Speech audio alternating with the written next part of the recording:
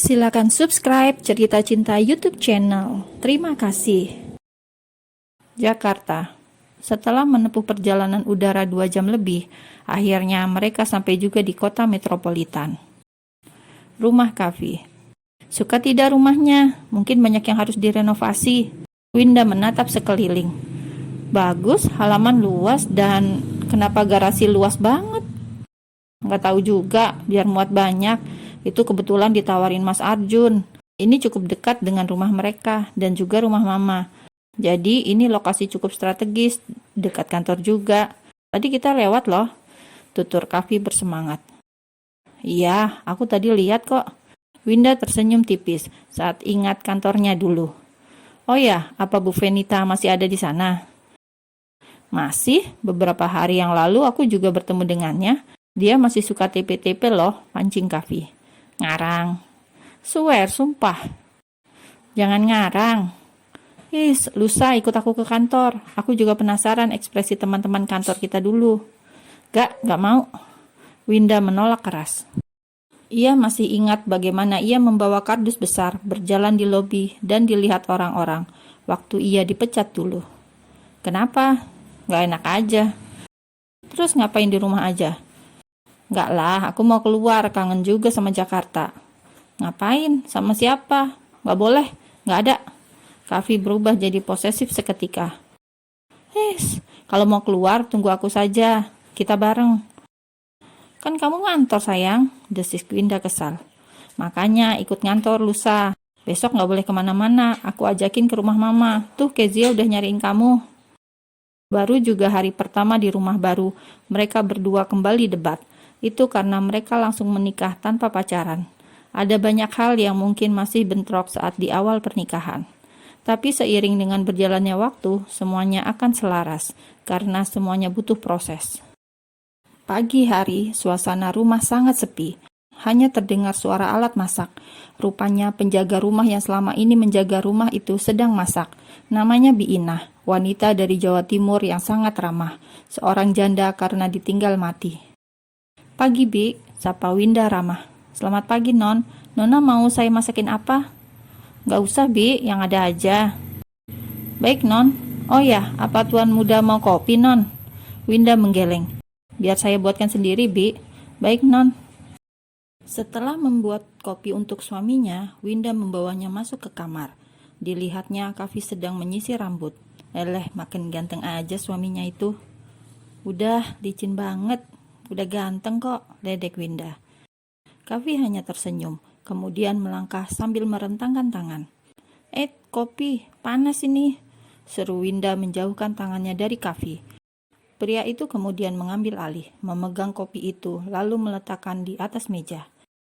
Set, kopi rasa min dulu, bisik Kavi sembari langsung merampas bibir manis Winda yang masih beraroma min tersebut, karena habis gosok gigi beberapa saat yang lalu.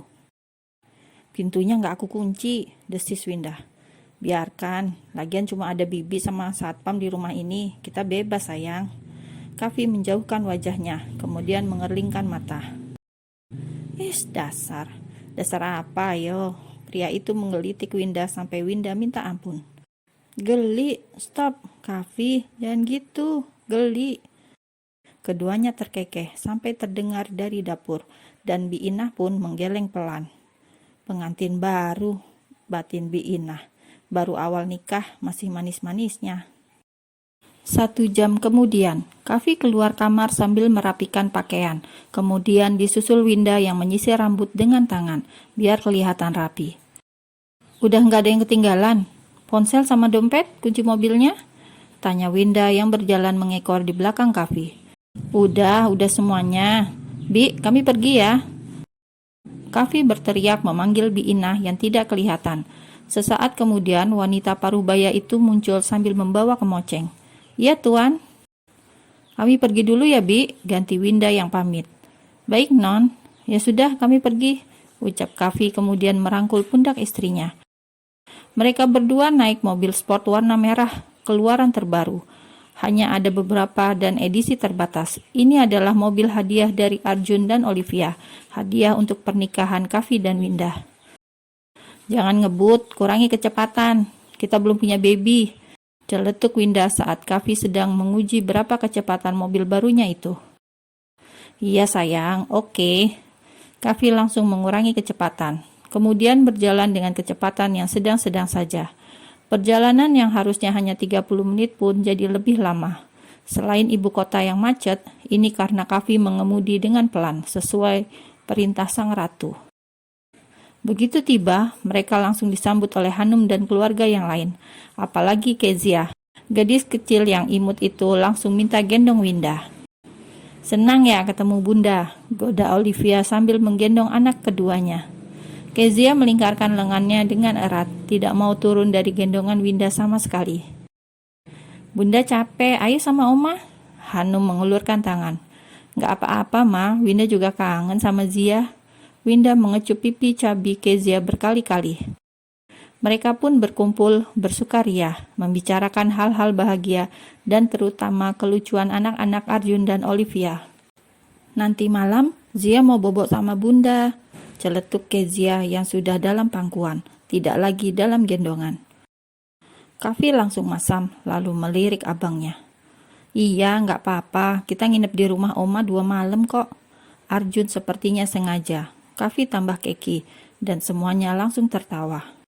Tidak terasa sore pun tiba, Winda ada di dapur bersama Olivia, sedangkan yang pria ada di ruang teater sedang nonton film. Setelah pindah, rencananya mau apa Win? Tanya Olivia mencoba basa-basi, karena mereka memang jarang ketemu, meskipun agak canggung, Winda mencoba membaur. Mungkin sebulan ini Winda off dulu mbak, mau istirahat, barulah Winda pikir nanti. Iya, pengantin baru memang butuh libur, jangan kerja aja, biar cepat dapat momongan kayak mbak.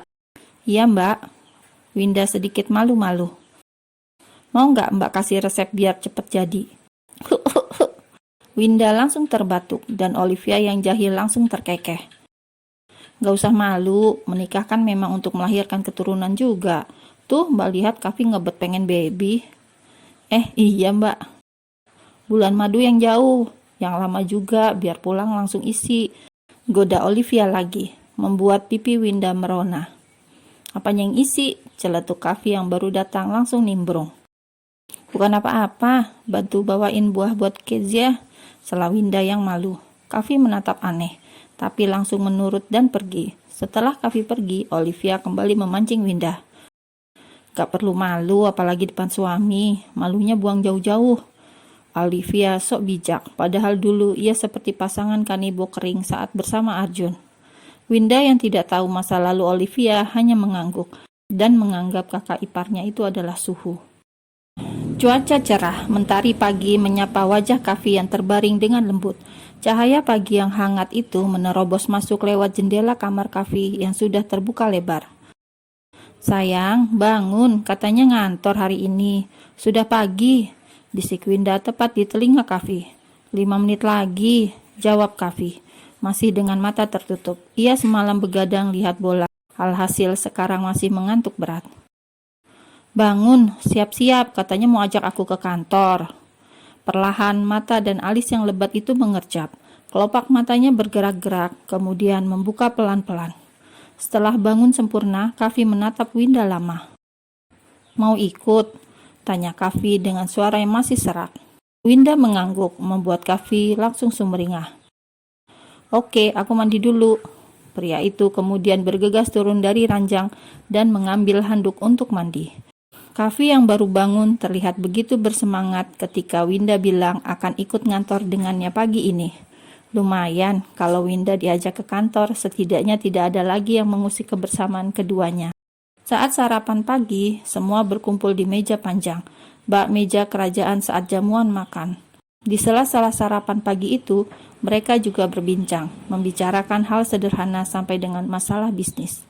Hingga makan selesai, mereka masih sempat ngobrol lagi, sampai akhirnya Kavi pamit untuk ngantor.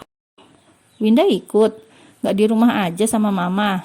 Tanya Hanum yang melihat Winda menenteng tas gusi warna orange. Enggak ma, Winda sama Kavi. Winda pergi dulu ma. Winda pun pamit pada semuanya. Dan akhirnya Kavi bisa tersenyum puas. Apalagi saat melihat Kezia merengek minta ikut.